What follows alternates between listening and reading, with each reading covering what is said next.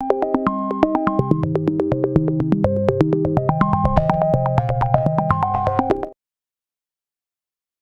के इस वीडियो में आप लोगों को बताने वाली हूँ ग्राफिक डिजाइनिंग क्विज 2 के आंसर्स। क्विज के आंसर्स बताने से पहले आप लोगों को बताना चाहती हूँ कि मैं यहाँ पर क्विज के जो भी आंसर्स परफॉर्म आउट कर रही हूँ ये मेरी अपनी पर्सनल चॉइस है। अगर आप मेरी चॉइस से इत्तेफाक नहीं करते तो आप गिवन ऑप्शंस में से अपनी मर्जी का कोई भी ऑप्शन चूज कर सकते हैं, अपने क्विज को परफॉर्म कर सकते हैं। तो चलिए अपने क्विज को शुरू करते हैं, फिर मैं एक एक कर इन सबके आंसर्स आपको बताती हूँ।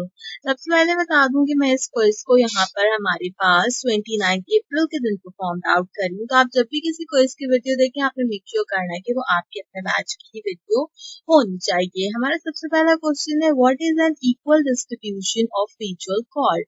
रिदम, यूनिटी, अलाइनमेंट या फिर बैलेंस? आपने बताना है कि जो हमारे पास यहाँ पे इक्वालिटी होती है डिस्ट्रीब्यूशन ऑफ विजुअल्स वो क्या कहलाती है। सो बेसिकली अगर हम बात करें विजुअल डिस्ट्रीब्यूशन की तो सब चीजें बैलेंस होनी चाहिए ना, तो उसके अकॉर्डिंगली आपके पास करेक्ट आंसर रहेगा यहाँ पर बैलेंस। इन केस अगर बैलेंस नहीं है तो देन आप अलाइनमेंट के ऑप्शन को चूज कर सकते हैं। हर क्वेश्चन के बाद save and move to next वाले ऑप्शन पे क्लिक कीजिए। The purpose of match tool in top Illustrator is to create complex pattern in texture, draw a straight line in shape, add and multiply and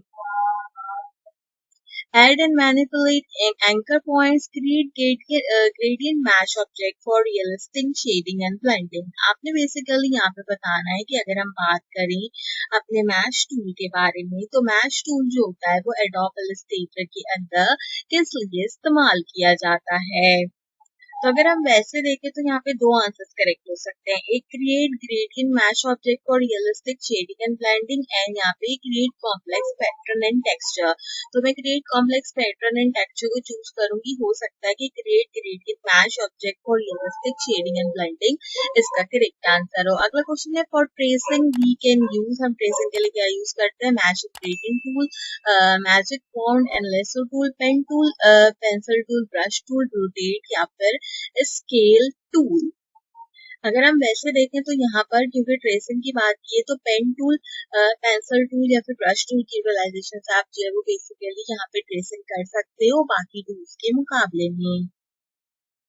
अगले question की तरफ चलते हैं जो कि हमारा question number 4, the purpose of repetition is to make a design look dash with vibrant, saturated या constant.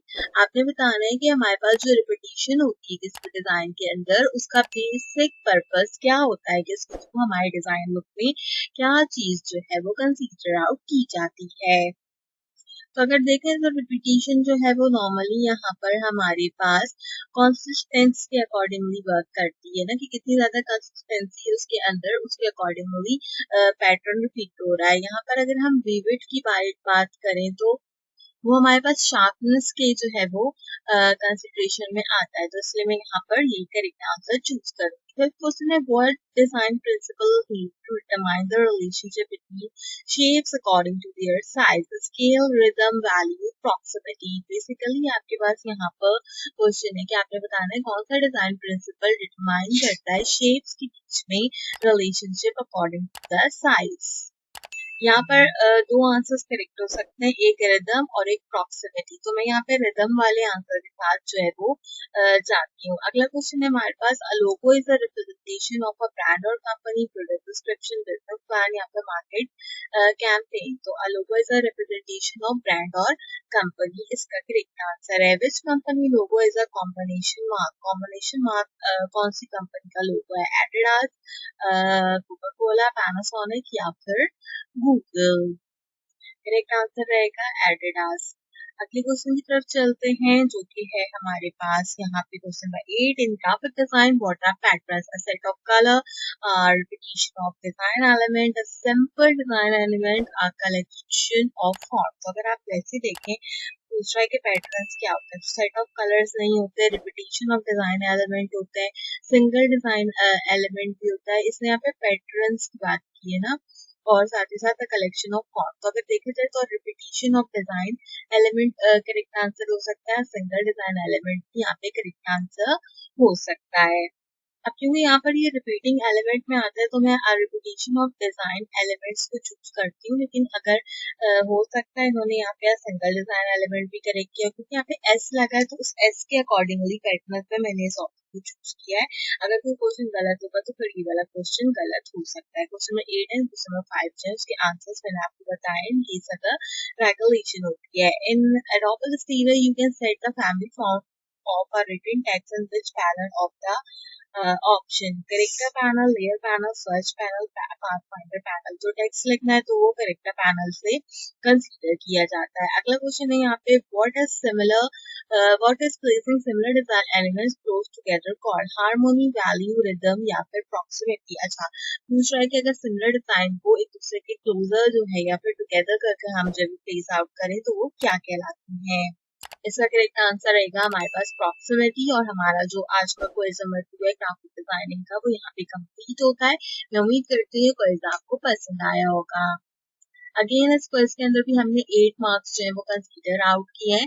तो दो क्वेश्चन जो थे आपके पास, एक क्वेश्चन नंबर 5 और एक क्वेश्चन नंबर 8। वहां पे उसने क्वेश्चन नंबर 8 में पैटर्न्स लिखा था, जिसमें हमने जो है वो यहाँ पे पैटर्न्स के अकॉर्डिंगली चूज आउट किया था, बट उसका करेक्ट आंसर हमारे पास थर्ड वाला था। थर्ड वाले क्वेश्चन का आंसर भी मैंने आपको वीडियो में बता दिया। तो उम्मीद करती हूँ कि आज की वीडियो आपको पसंद आई होगी। अगर आपने अब तक ग्राफिक डिजाइनिंग की हैंड ऑन एक्सरसाइज 1 कंप्लीट नहीं की है तो उसका सोल्यूशन मेरे चैनल पे अपलोड है, मेक श्योर कीजिए कि उसे लाजमी चेकआउट कीजिए। ग्राफिक डिजाइनिंग की ऑल एक्सरसाइज को इसके सॉल्यूशंस के लिए मेरे चैनल को सब्सक्राइब कीजिए, बेल आइकन को प्रेस कीजिए। कंप्लीटली फ्री है और इससे आपको मेरे आने वाले हर वीडियो का नोटिफिकेशन टाइम से मिलता रहेगा। आज वीडियो के लिए बस इतना ही। आपसे मुलाकात करती हूँ वीडियो में किसी और अच्छे टॉपिक के साथ। तब तक के लिए मुझे दीजिए इजाजत।